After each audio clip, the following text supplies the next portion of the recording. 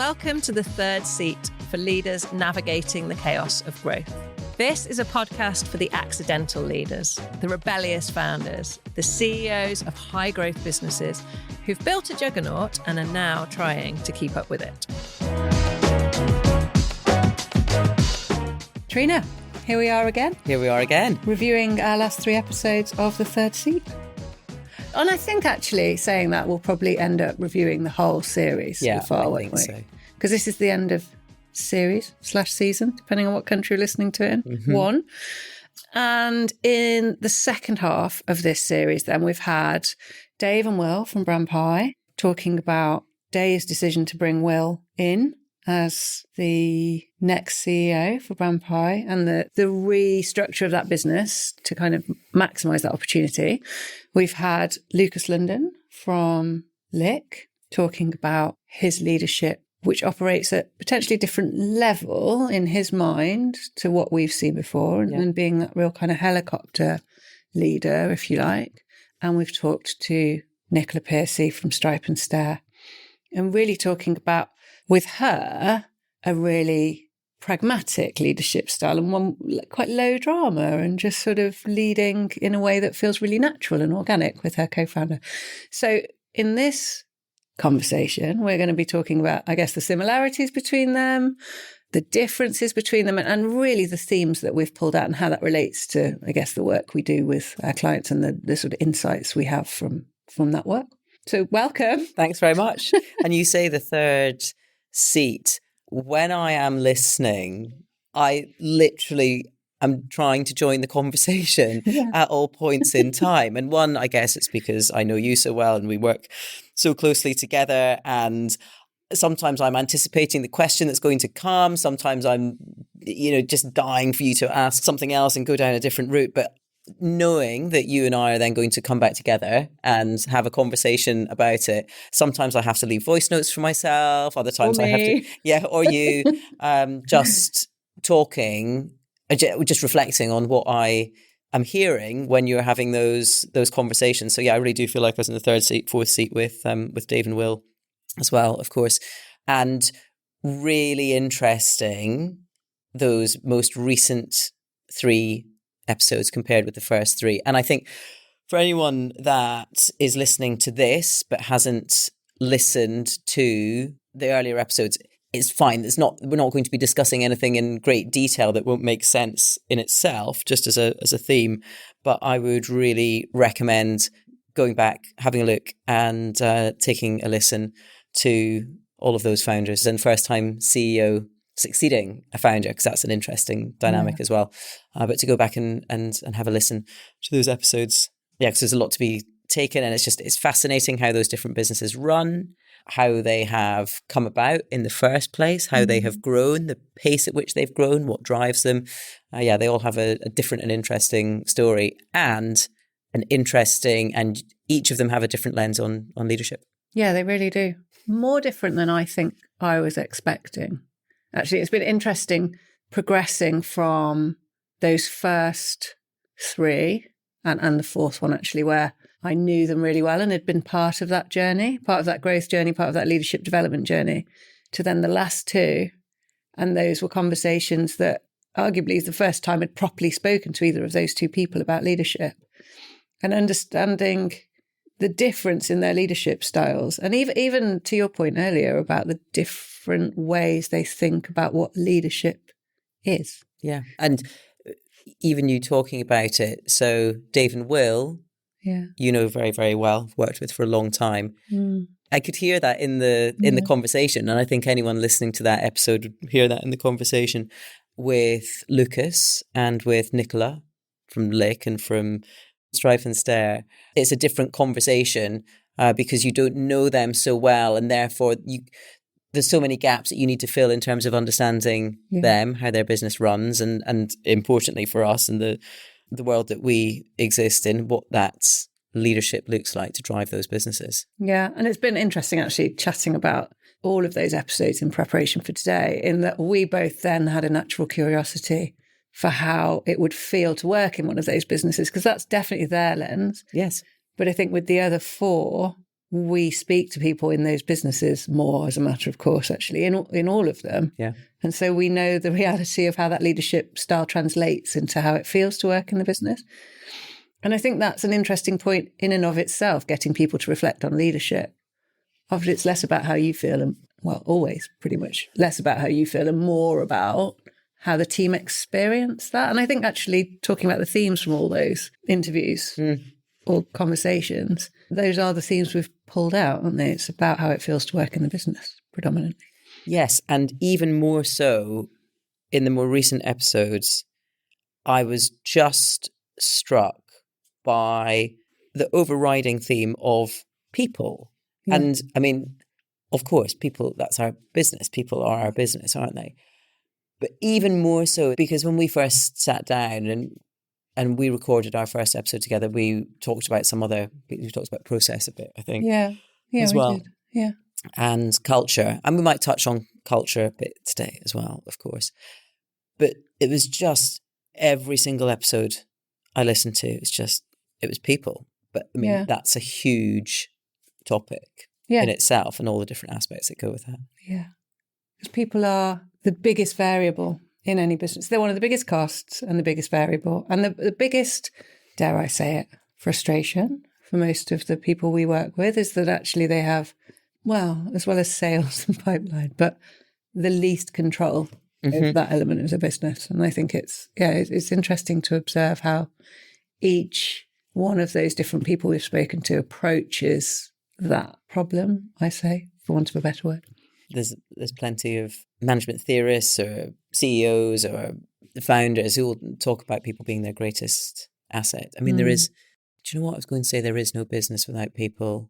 That's not necessarily true as we enter into an AI age, but there's still humans behind the robots at the moment. So there is no business without people, and the businesses that we work with are focused on that because they understand that, as you rightly say, they are the most variable factor. And when you get it right, it can drive your exponential growth.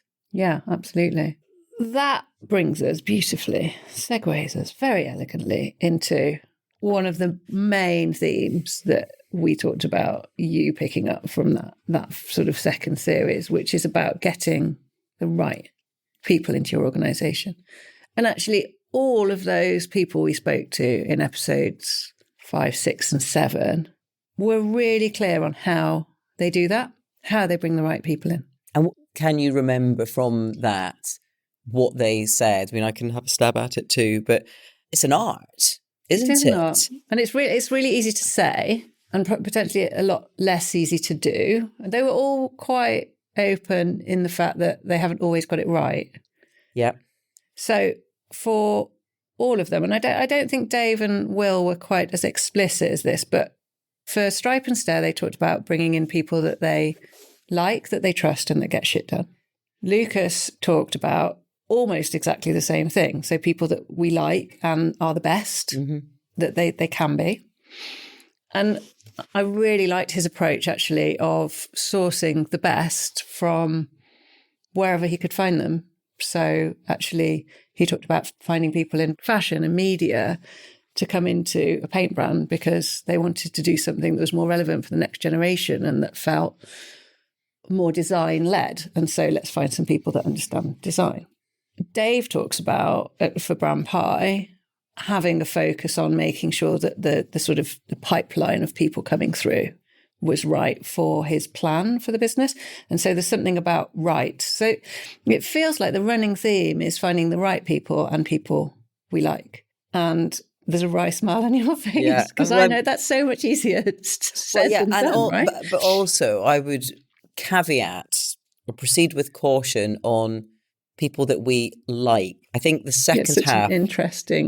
such an interesting topic to drill down into. I think the second half of that sentence is missing. People that we like for the business. Now, don't get me wrong, you can't go around hiring people that you clash with on a human level. That's not what I'm talking about. But I think if you are just seeking to hire people that you like, you might miss something. Might work out really well for you, but I think it's with that wider lens of the business. And there's something else you just said there, which I made a note of, going round and hand picking a dream team, basically. Yeah. It sounds like utopia, doesn't it? I'll go and get the best marketing director and I'll go and get the best sales director. And it is. But if you think that that is the job done, then again, I think that you run a risk, because just because you have got really high talent in particular specific roles doesn't necessarily mean the thing's going to click. It doesn't mean that everyone's going to step and be aligned and get into flow. And that's not talking about there being no tension. There should be healthy tension, of course, to drive. But I think it's very easy to say, oh, we know who we are, we know what we do, we pick the best talent and we like them and we bring them in. And that's an easy thing to say in a superficial level. But as you say, I think you have to, what was Will's word, decode? Decode, yeah. But I think you... Or codify. He changed it to codify. But I think you have to go deeper, really, than that to get it right. Someone said to me last week, why is it so difficult? Why is it so difficult to recruit? Yeah. And again, the second half of that sentence is the good people that are going to fit my organisation and drive it forwards, that, culturally fit. And, well, I started to ask the question and then I don't think I let you finish. What you did, you said it's people that you like, they can get shit done. But did they go any deeper than that, do you think? Yeah, I think Nicola really did. And actually, and maybe I'm joining the dots for Lucas. And I think because I work with Brandpie, they probably assume that I had an inherent understanding anyway of how the business works and how they bring people in. But I think with all of them, it's about finding people that get it. So I think it was Nicola that said startup world isn't for everyone. Yeah. And she talked about the bin test, right? So sort of the get shit done it's not just my own shit that I get done. It's actually man-marking each other and making sure that we're taking responsibility for the things that nobody else has noticed or stepping into the gap when it appears. And what's the bin test for anyone that didn't listen? The bin test is if the bin needs taking out, do you get the bin bag out and spin it around? Is that like your tea bag test? The tea bag test.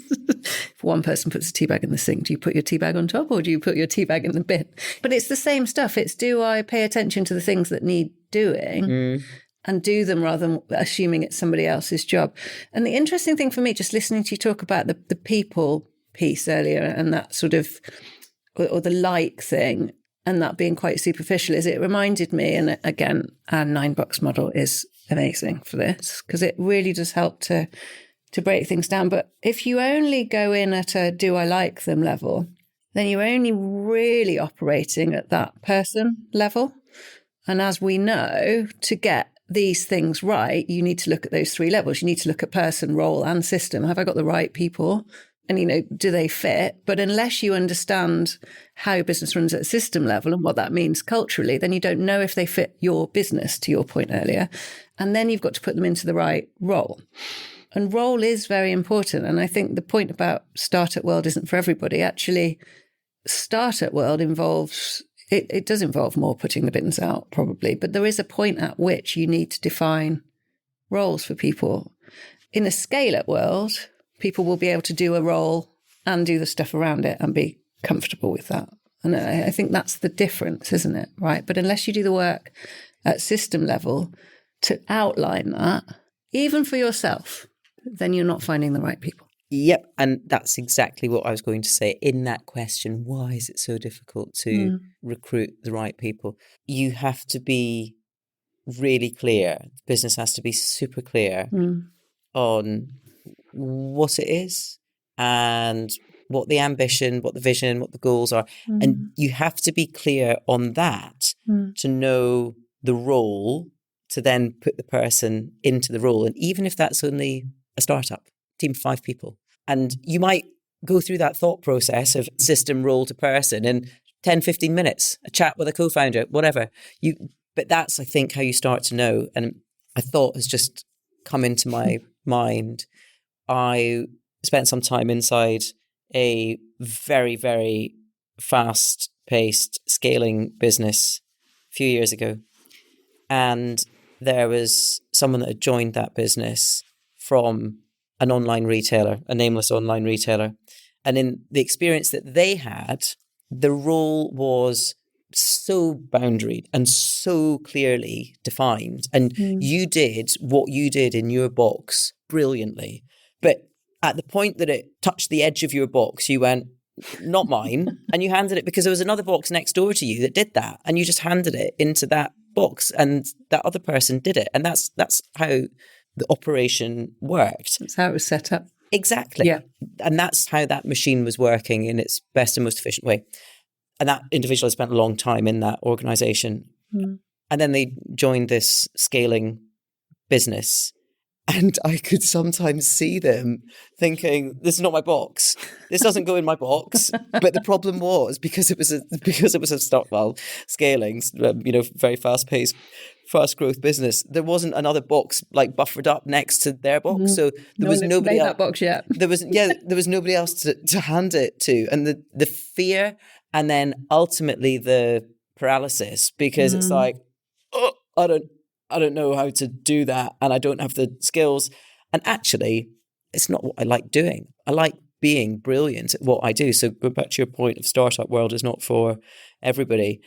I think everyone thinks that, oh my God, it'd be so much fun and all that excitement. And actually, if you need to have a really clearly defined role, and it's not the putting the bins out, that's about being in it with everybody, isn't it? But yeah. Willing to muck in, I think, is the sort of point. But there are problems that come up to be solved that no one's had to solve before. Yes, exactly. Because you're always on the edge of what's new, aren't you? Yeah, exactly. We've never shipped this many units before. We've never had this many products before. We've never shipped into a big retailer before. We've never had a physical store before. There are so many new challenges. For Stripe and Stare, we've never had possibly the world's biggest influencer, Oprah, say she likes our knickers, and then all of a sudden our demand quadruples in seconds in the US, and opened up a whole new market, literally not even overnight, within a minute. Yeah. It's about that. It's about the willingness to throw yourself at new problems. Yeah, and so for leaders recruiting in those fast-paced, high-change environments, because it doesn't always have to be a scaling business, does it? It can be a high-change environment as well. But when you are recruiting, it's going back to being clear about what the system is, which helps you define the role. And it doesn't have to be that box. Sometimes it can be a little bit more fluid. Yeah, and to sort of build on that, so we're talking about getting the right people. The next step on from that is about, once you've got the right people, creating the right conditions for them to succeed, right? And to that point about system, and it's really interesting thinking about how we support companies, it's about thinking about what that system needs and needs to be. It's that sort of duality of looking at it from both angles, isn't it? What does the system need from the people in it? So what do they need to be able to deliver? And it's all that great stuff we just talked about, a bit adaptability, resilience, willingness to take on the new, curiosity, I think, to find out what the new is. But thinking deeply about that before you talk to your people or find new people, but then also thinking about what does it need to be, and how does that system need to operate in order that the people that you have found can then succeed within it. Because that's not always the case in the businesses we work with. And we help with that, right? But creating the conditions for success is tough sometimes, because that's, like we said about startup environment, isn't always set up for people to succeed, because it's hard work and it's not always clear how to succeed, is it? Or how to do a good job. Changes all the time, and you could recruit somebody today, but 6 months' time, the business looks quite different. Maybe it's pivoted. Maybe Oprah's said yes, whatever it is. And suddenly you're doing something totally different. But then it's about being able to see that and being able to have that conversation as well. The final point I was going to make on bringing the right people in is that we make judgments on people all the time. I mean, sometimes within a few seconds. We think we don't, but we do. Yeah. We do. We absolutely do. And it's a gut instinct. It's a feeling. And I know, because I used to do big graduate recruitment that the process for that was to try and remove any bias. I did it with you, I remember. Yeah. So you didn't ask any questions, you didn't build any rapport.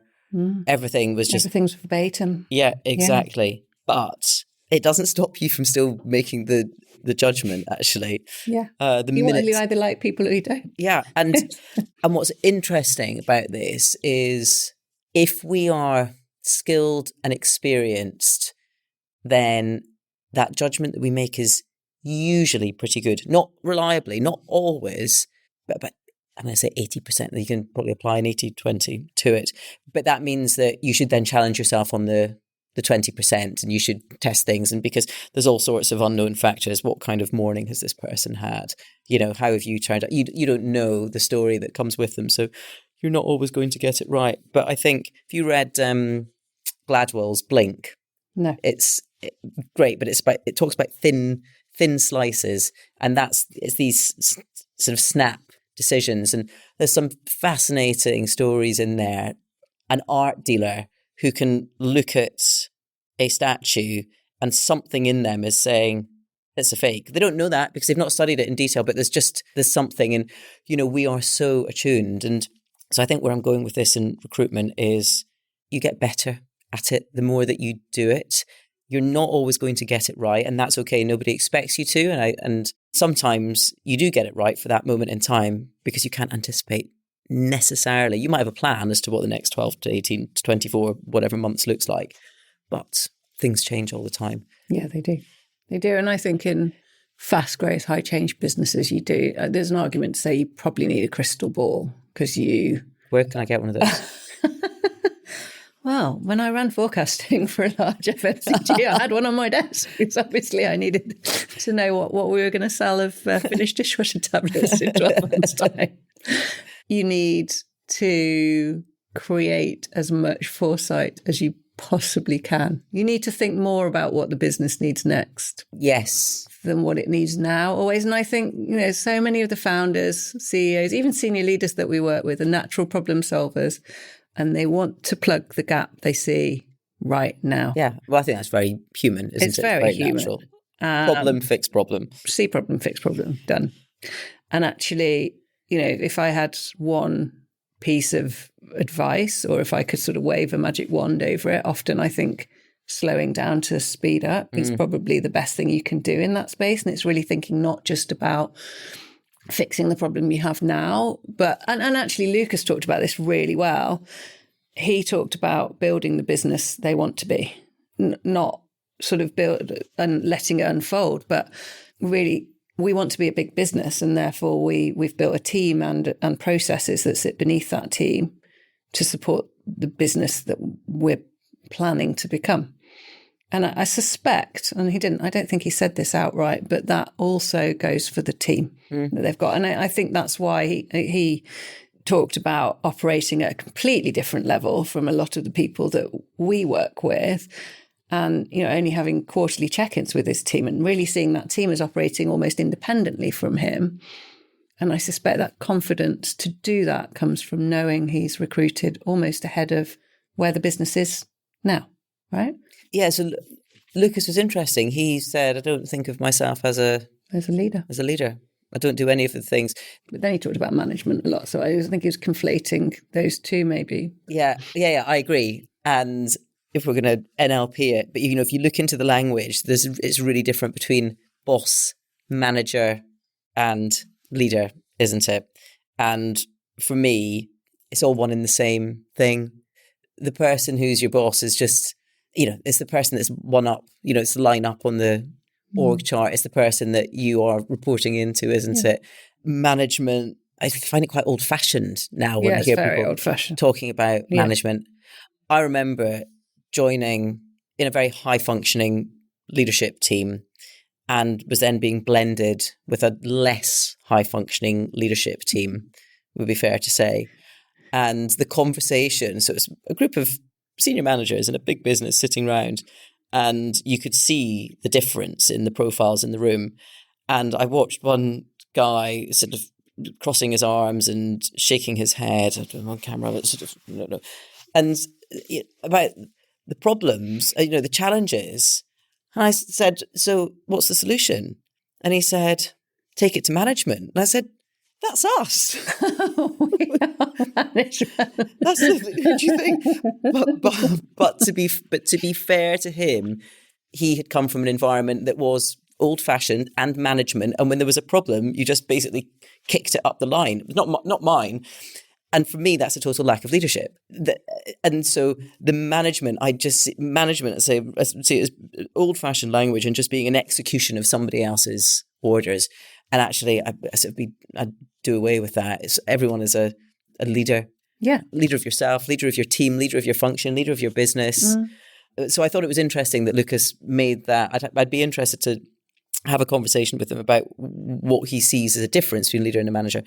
And then the other thing, when he said, I'm not like a leader, and he said two things. He said, I don't read leadership books, management texts, or whatever he called them, and I don't do one-to-ones. And maybe that's what he thinks it is. One-to-ones, by the way, I think are super important. I do think are super important. So I wonder how he communicates effectively with his direct reports. And I know he spoke about quarterly meetings. So he's obviously, they're setting the strategy and laying it out for everybody. And and obviously there's a very, very talented team of people that can get on and do. But I'd always be an advocate of a one-to-one. Yeah, me too. Because that's not about you then imparting. Giving orders. No, that is the opportunity in the space for the people that report into you to share what's going on, to get your insight, support. Maybe it happens ad hoc. Maybe he's very accessible. Yeah. But I thought it was interesting that they were the things that he pulled out. Yeah. And I think you said, but you are a leader, you're leading a business. Yeah, and he is. He's doing a different type of leadership, which is that sort of outward facing, leading the business forward. But it's like he's right out front with his big flag, sort of everybody's following him. It's like this way. Yes. And I'm going to get the resources as I go along to sort of make space and provide the resources and remove the barriers for you so you can all follow me. But he's way out in front. Whereas actually some of the people we work with are sort of running in amongst their teams and probably getting in the way quite a lot. And the reality, the right way to do it is probably somewhere in between those two things. I mean, I see a lot of businesses wasting a lot of human capacity, human capital on running things up the flagpole for decisions to make sure that those decisions are ratified, verified before they take action. I mean, actually, there's an argument, regardless of the one-to-one bit, to say that Lucas is working at quite a sustainable level for his team to be really empowered. And if he has, as he says, set that team up for success and got the right people and given them enough space, then that is a really good way to do it. But you have to put the work in first. And that's the question we're asking, I guess, is whether that work's been done to a great enough extent. Yes. We don't know. Hi, everybody. Just a reminder, I'm Rebecca Morley and we are Third House. We help ambitious entrepreneurs to become better, more intentional leaders. You can find us at wearethirdhouse.com. There you can find a free, really quick 5-minute assessment that you can take to see where you are on your leadership journey and to learn more about working with us to shape your own leadership path. Now back to the episode. So we talk about creating the conditions for success. How? How do you do that if you're a leader of a scaling business? What do you need to think about? Big question. Well, it is a big question, but it's one that we always answer by going back to our 9-box model. Yay. Yeah, I know. I didn't 9-box bingo. Another tick. I don't really want this episode, the whole episode, to be a plug of the 9-box model. That's not really. But it is great. And people love it.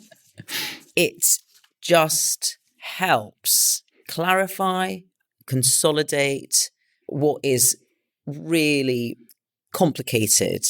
There's so many differing factors. I was coaching a person 2 weeks ago and they are taking on a massive project, which on its own would be a huge business to run. And as they were talking, they were saying, I need to set the strategy, but then I'm going to need to do that as well. I think I might need to do some stuff on team and getting them understanding, whether we're talking about insights profiling or whatever. And then they were saying, but I need to make sure that and I just said, let me just help you. So because everything that you were talking about, I could see the brain was going all over the place, thinking, I've got to do that, I've got to do that, It's like I've got to do that. pinball, isn't it? You sort of dot around all over the place with all the things you could do. That is a perfect analogy. It is a total pin on the flippers and the stuff coming in from the side. Oh my God, and bells ringing and stuff, and And I spoke about the model. We should put a link to that in the bottom of that, shouldn't we? But in the show notes. It is about connecting. Do I know what I'm doing and why? And that's what, as a leader, I mean, you have to be able to answer that for yourself, but that's what you have to be able to give to your teams. Are my teams connected with themselves, with the organization, with the role that they're doing, with the purpose? Do I know what I'm doing and why I'm doing it? Am I empowered? Do I have the resources, skill, equipment, support, space? Clarity. Yeah. Yeah, in order to do it. I'm going to come back to Lucas in a second. And then am I excited by it? Is the environment right? And I don't just mean the physical environment, is the communication good? I have to get excited. Basically, do I know what I'm doing and why? Have I got everything I need to do? And do I give a shit about it?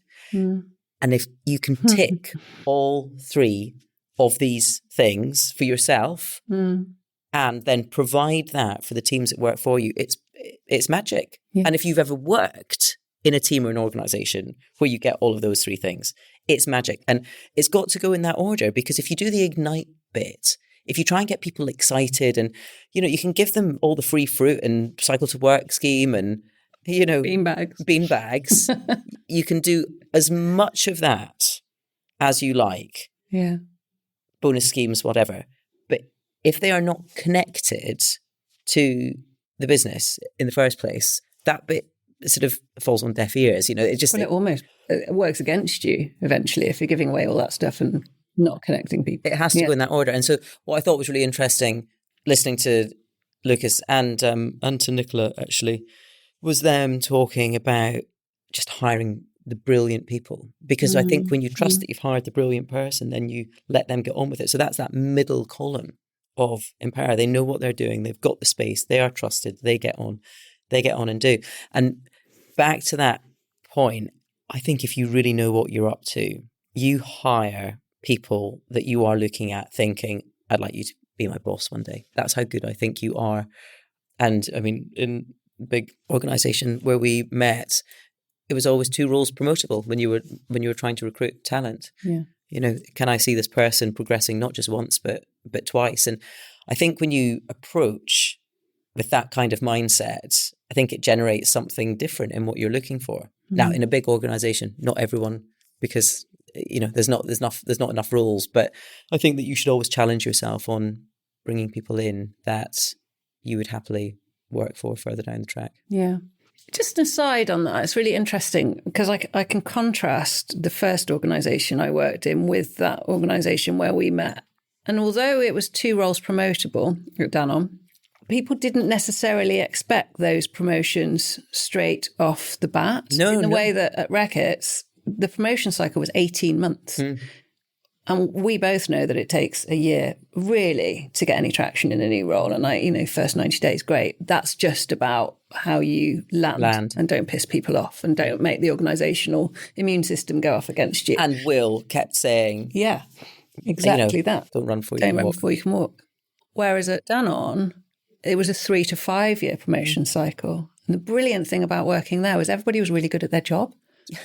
So you worked with people who knew what they were doing and who had experience and were settled in role, and were connected to the vision, but did understand their role as well and were empowered to do it and had the right energy because they weren't new and and everybody was like that. Whereas Reckitt's, that was 15 years, well, probably 16 years since I left. But at the time, that 18-month promotion cycle meant that nobody really understood what they were doing ever because it was all so new. And because we were growing 20 to 30% year on year and always growing through M&A as well, the context was continually shifting. So it was absolute chaos, which I think to a large extent, cutting my teeth in that space gave me, although it was a big FMCG, a lot of experience of the chaos that exists in those scaling businesses. And, I worked in a scaling business as well. So I know it through that too. But it is interesting about the sort of tenure in role, and how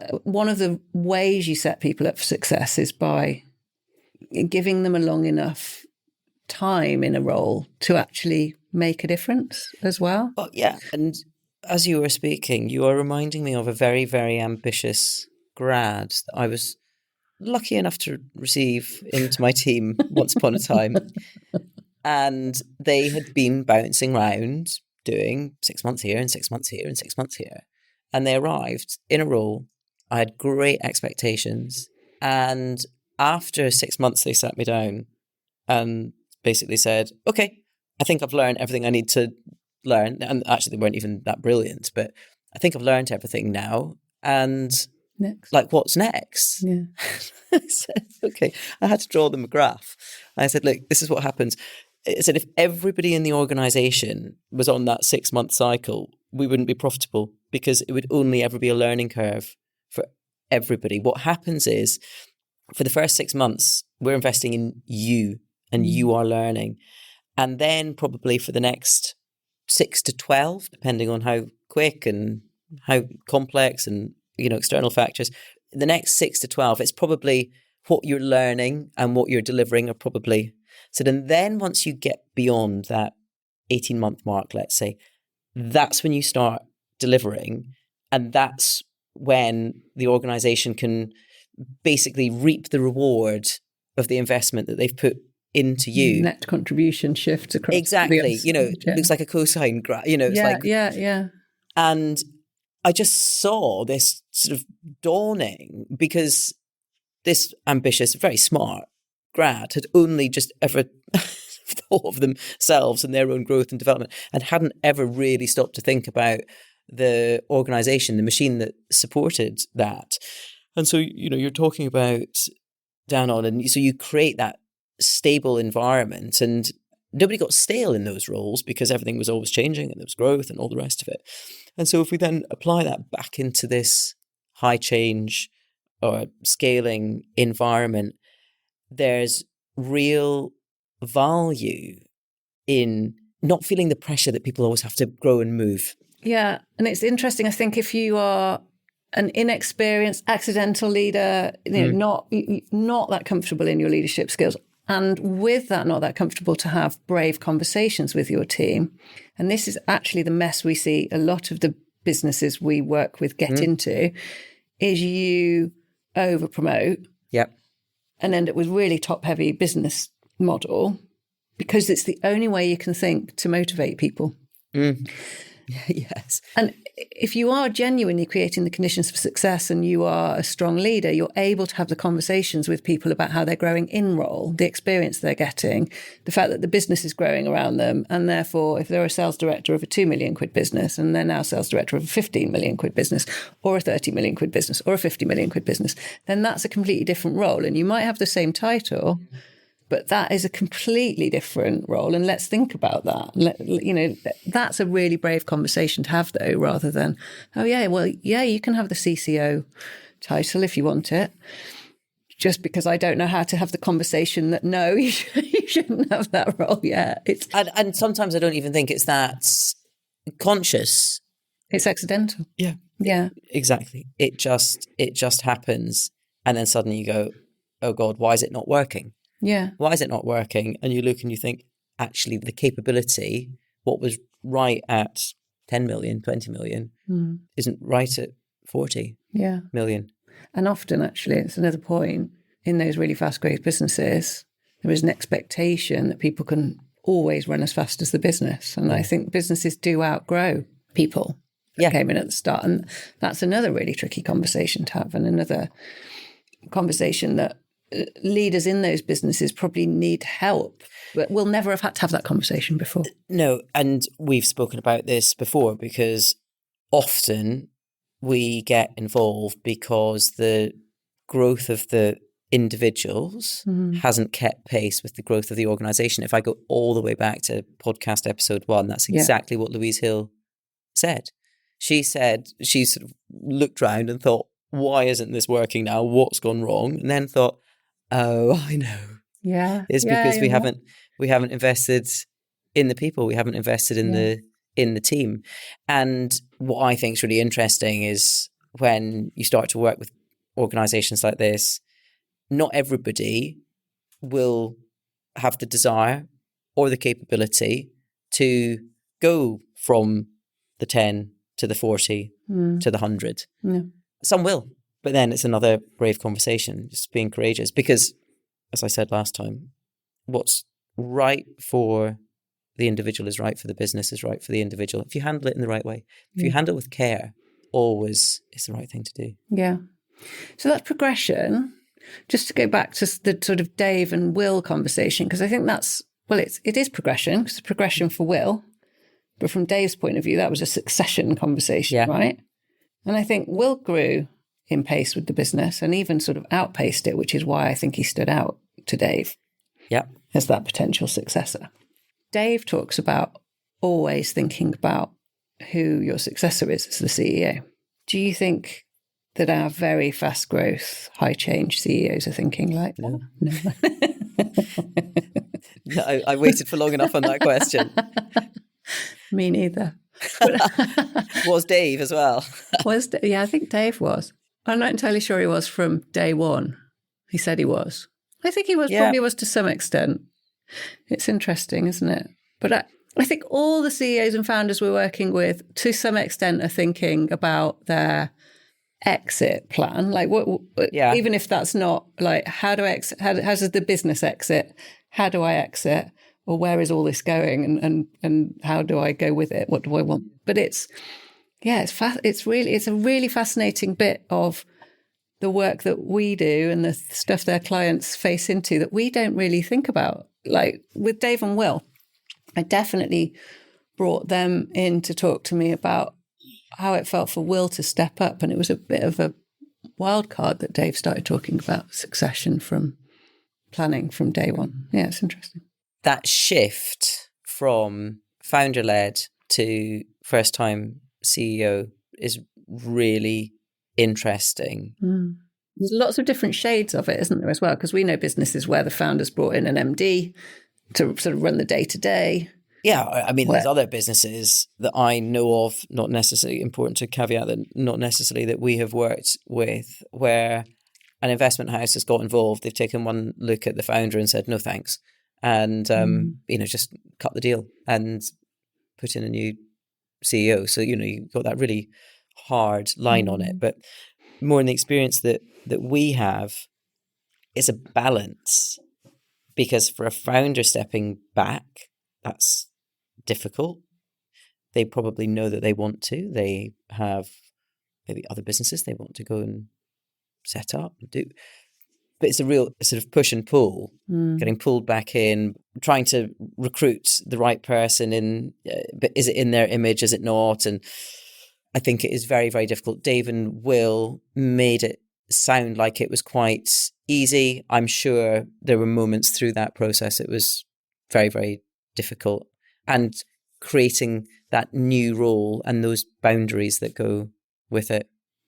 Dave was really clear, absolutely 100% clear, that you couldn't bring an external in to do that role, actually, and that needed to be homegrown, which I thought was quite interesting.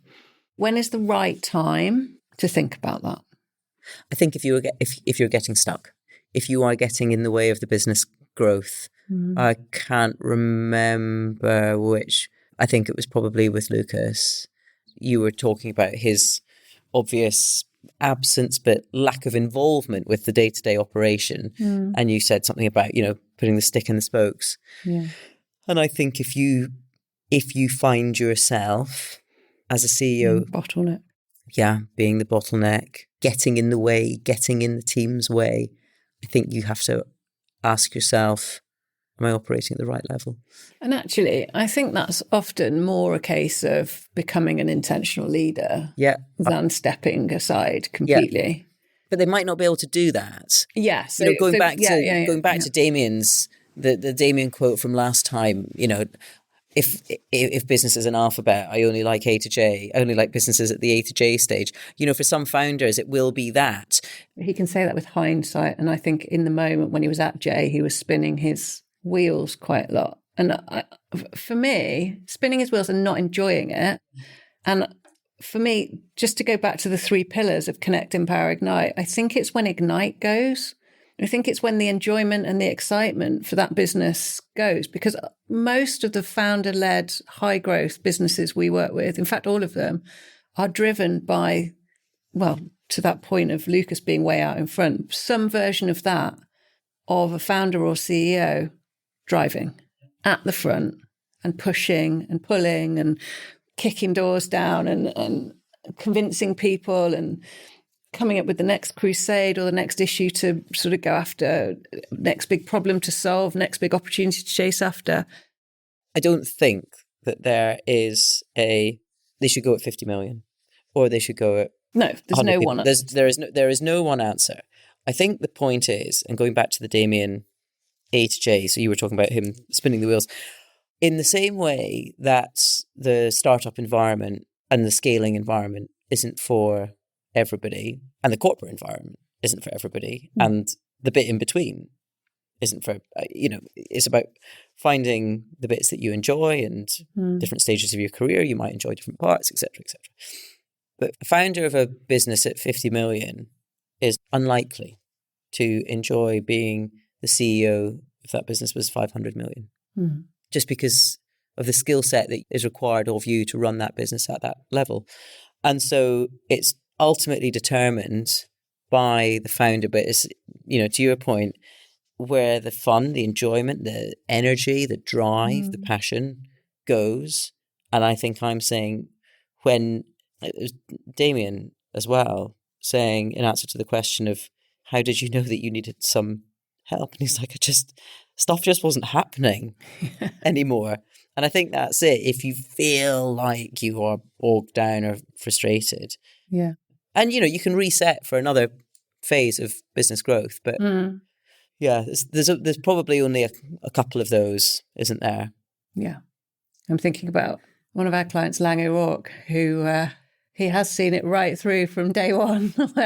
Yes, you're right. All the way through. Yeah, you're right. To a 3 billion business. Yeah. More. 4. No, 4. And and growing. And growing right from the ground up. But a very rare example of someone who's been with it at every stage.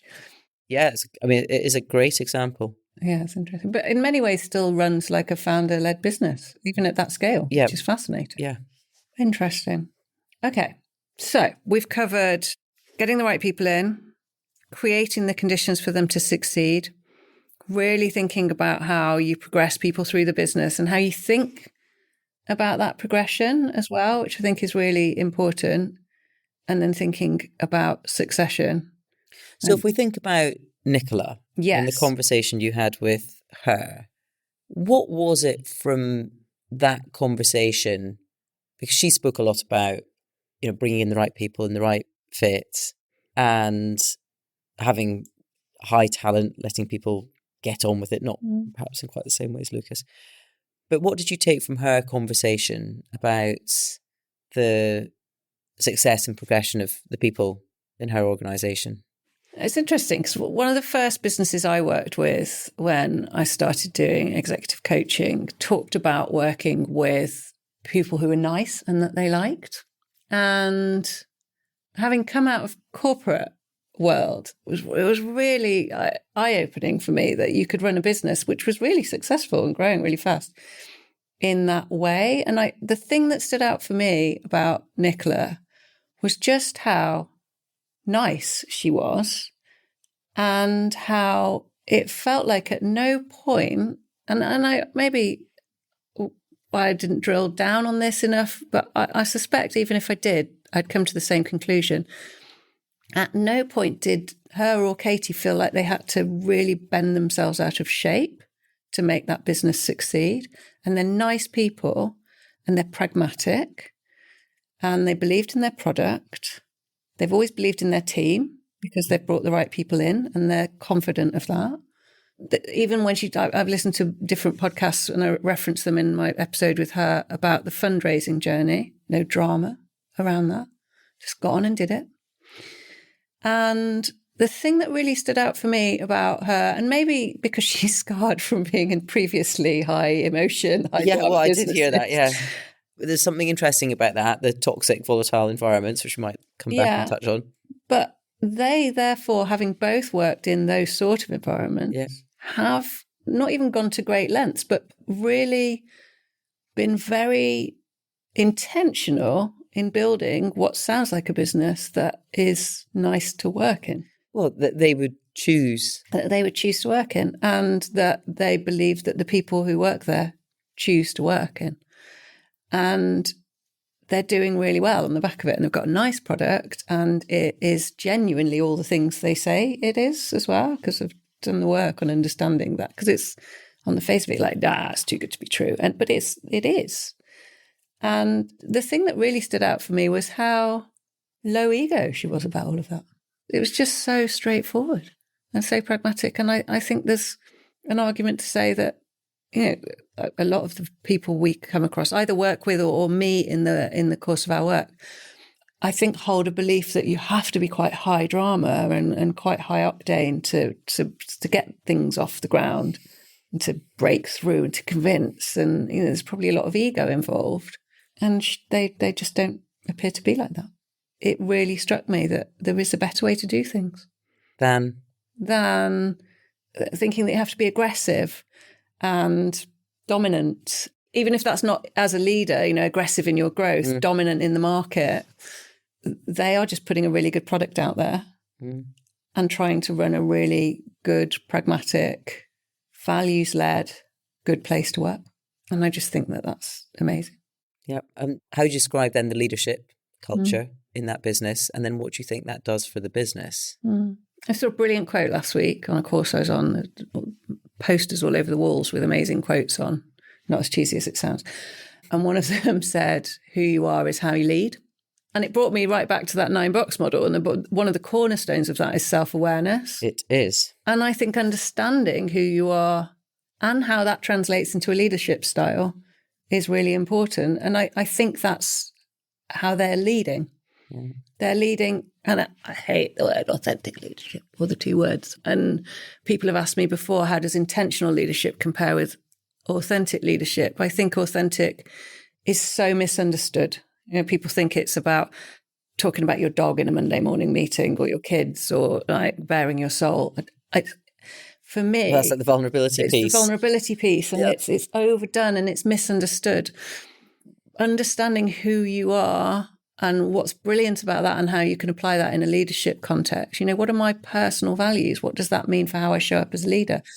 What are my triggers? What are the things that really piss me off and why? And how do I manage that? And how do I flex my style to accommodate other people's styles? And all of those things all starts with a really deep understanding of who you are. And I think for them, they do apply who they are in that setting. And it's congruent rather than authentic. Thank you. Yes, congruent.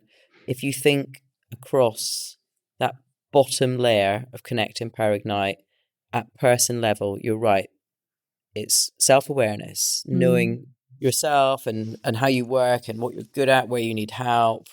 And then it's about understanding others. And not just understanding them, knowing and believing that they're a different way. Because if you've done the good work and you've brought the right person in, then you have to back yourself that they're going to do a job that is going to produce a great output. It might look different to the output that you had created. That doesn't make it worse or wrong. Wrong. I didn't get anything other than a sense from Nicola that she wasn't thinking, I could do that better. And then far right at that person level is about energy. And I'm not talking about high fives and sort of leaping around the office. What I'm talking about is being consistent in managing your own energy, absorbing chaos and transmitting clarity. As a leader, when something is going wrong, not letting that leak. If you're having a bad day, not grumping around the office and letting everyone know about it. Not kicking the bin over rather than putting it out. Exactly. And because as a leader, I think sometimes you don't really realise how much influence you have. People are looking up to you You're the all weather. the time. I talk about this to people all the time. You are the weather in that ecosystem. Yes, exactly. If you're dark and stormy, people will run for cover. Yes. And if you're sunny, then people will open up and kind of... That's the Aesop's fable. Yeah. The sun and the wind having the battle to blow off the man's coat. And the wind thinks it's going to win by blowing harder. And all that happens is the man just tightens his coat around himself. And what does the sun do? Comes out, shines, and guy gets hot and takes his coat off. Anyway, but that's... Who knew? Exactly. But you're right. That's a perfect way of describing the weather. And anyway, going back to Nicola, she understands herself, totally backing the team and understanding that they're all different from me. And she was just so pragmatic, wasn't she? And so, do you know what? It's only a pair of knickers. I think she said that, didn't she? Yes, only a pair of knickers. Apart from, what was the story where they all just nearly cried about something? Oh, the wet trailer. In Sal the dog. Yeah. Getting rained on for 4 weeks. But then once you cry, they just get on with it. But that's congruent leadership at that individual level. She is just personifying basically that bottom layer of that 9-box model, isn't she? Yeah, absolutely. Which was brilliant. Just circling back, I say to Dave and Will, but I think it's probably relevant for Stripe and Stare and perhaps Lick Paints as well. I'm not so sure, I didn't get much of the insight of how that operation works. But Dave said about Will, he was doing the job before he was doing the job. I think you said, how did you know? He said he was doing the job before he was doing the job. And so for leaders, when you are looking for your next talent, as your business grows and you need the person to go from being a head of to a director of, you are looking for those people that are doing the job before they're doing the job. And if I just turn it round the other way, because I'm sure there'll be people listening to this that aren't yet CEOs, maybe will never be CEOs, don't want to be CEOs or founders or whatever, but will be interested in their own careers. And I think what Dave says there, and I've seen it throughout my career as well, when you start operating at a higher level, then people assume that you already ease yourself into that level. And that's the best and simplest way to carve your own career path. And I think it's Dave as well saying, we're all responsible for our own career paths, and that's right too. It's of our own destiny. Yeah, exactly. And that's the self-leadership. If you sit back and wait for it to well, there's two things. If you sit back and wait for it to happen, it probably won't, no matter how technically brilliant you are at the job that you're doing. The other thing, so if people aren't sitting back, then the other thing that people can do is then just go badgering their boss or an HR person, more promotion, more money, whatever. In my experience, for every 10 of those people, you just watch the other one person just do the will, start operating at that higher level. They will progress. Yeah. It's interesting listening to that, because I start to put myself in other people's shoes listening to it, thinking, God, what if everybody was trying to operate at the next level up? There isn't space for that. But actually, the biggest complaint I hear from any leader that we work with is that everybody's working at a level below where they need them to. And sometimes you can see really clearly that that's because that leader is also operating at a level below where they need to, and they're telling themselves they have to because everybody else is. Whereas actually, if they stepped up and out, everybody would naturally have to step up. But, if you can create space in a business, which I think Dave did for Will, definitely, and anybody else who wanted to step up as well, is my observation of Brandpie. If you can create space, then you will have a business in which the right people will step into that space and you'll see it. It's the opposite of lowering the waterline, right? Yeah, it's raising the bar. Raising the bar, and everybody the right people go up with it. Yeah, they do. But it's a real fear of, it's letting go of control. And I wonder, actually reflecting on Brandpie, if Will, because he was younger and once further removed from Dave, whether he felt he could step up into that space more without feeling like he was stepping on Dave's toes. Yeah. So there was just an unmarked space that he could step into and then got noticed for it. Yes. I wonder. I don't know that for sure. But it's interesting, isn't it? That it's about creating space. And again, it's probably about creating the conditions for success as a leader. And we've used that expression a couple of times. I was coaching somebody last week who rightly challenged me and said, but there's not success all the time. Surely we need to be creating the conditions for failure as well. And I thought it was a really good, really fair challenge. And we need to fail in order to learn. We need to fail in order to move forward.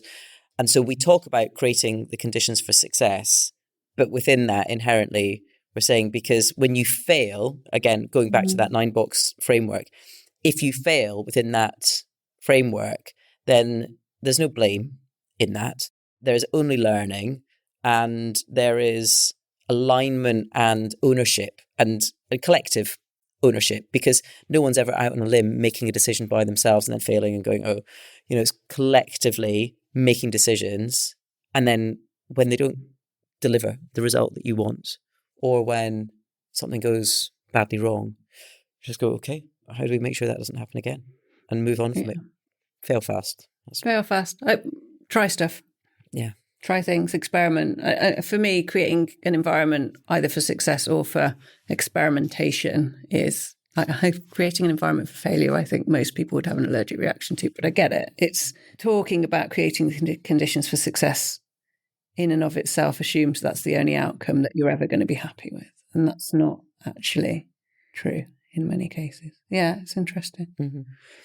Normally, you're the one asking the questions on the podcast and wrapping up. But I have a question for you. So having spoken to 6 founders, 1 first-time CEO over the last 6 months, what have you taken away from those conversations that you've had that are of use to the founders, the CEOs, the senior leaders that we work with in these fast-paced, high-change environments? I think looking back across all 6 of those, I think one thing stands out for me more than anything, which is for all of those people running all of those businesses, they have an absolute singular focus, and that is that business succeeding. And it's interesting to reflect on how that then relates to how they all then operate as leaders around that singular focus. Because some see leadership as a way of a lever. Some see it as something that also gets done, that they sort of have to do.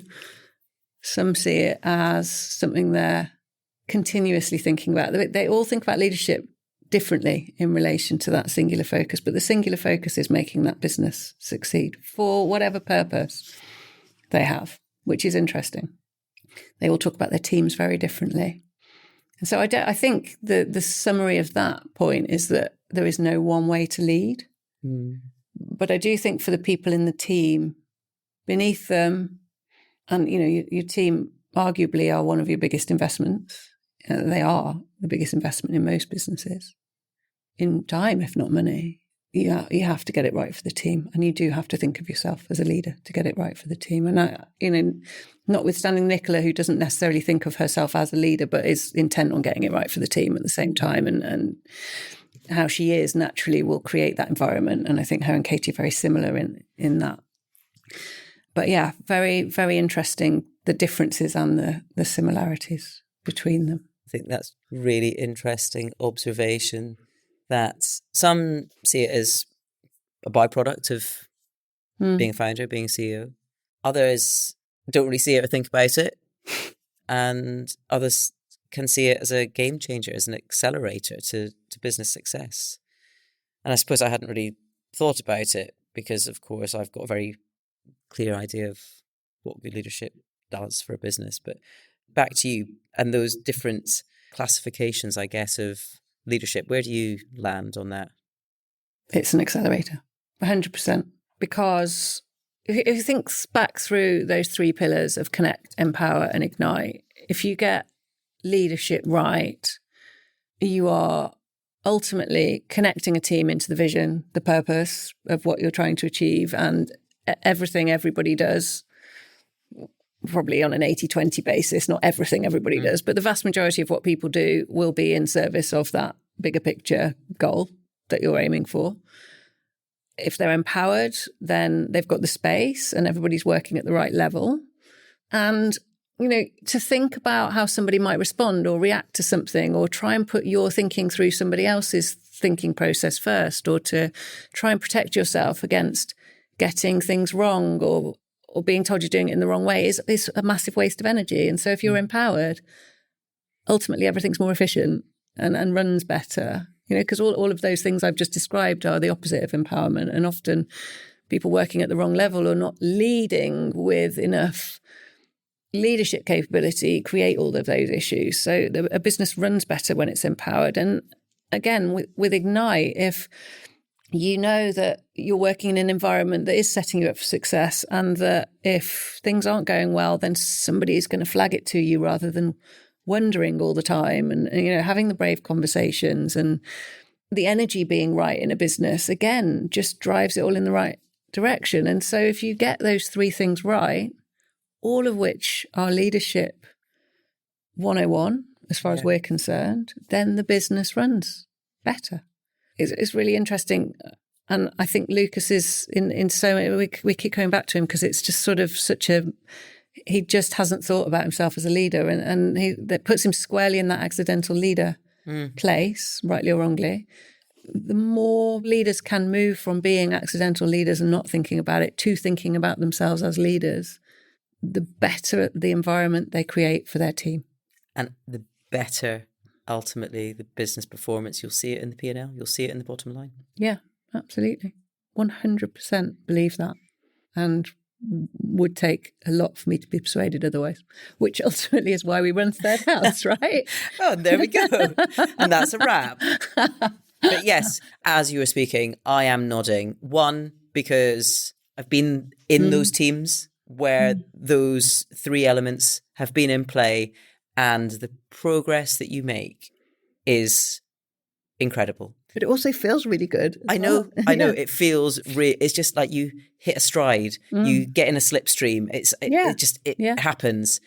And I've been lucky enough to work with some teams now externally where I see it happening as well. And I believe it because I've been in it. And then I believe it even more now because we're actually applying it where it doesn't exist and seeing the difference that it makes. Correct. And seeing it play through, as you say, in the people and the pleasure, enjoyment they take from their work. Not it's going to be easy all of the time, but through in the performance and in the business growth. Yeah, absolutely. Yeah. I think that is a wrap now. I think it is as well. Which brings us to the end of season 1. And it's been a great series. I've really enjoyed doing it. And I'm looking forward to our next series. Yeah, let's see what it brings. Yeah, exciting. Thank you. Thanks. Thank you so much for joining us on The Third Seat. I really hope this conversation gave you some reflection points, some insights, or some inspiration to think about how you can become a more intentional leader. If you have any questions or any reflections, please do get in touch. We love to hear from you, and we'd love to answer some of your questions in a future podcast. In the meantime, follow the show and do join us again for more conversations with scale-up leaders. We've saved you a seat.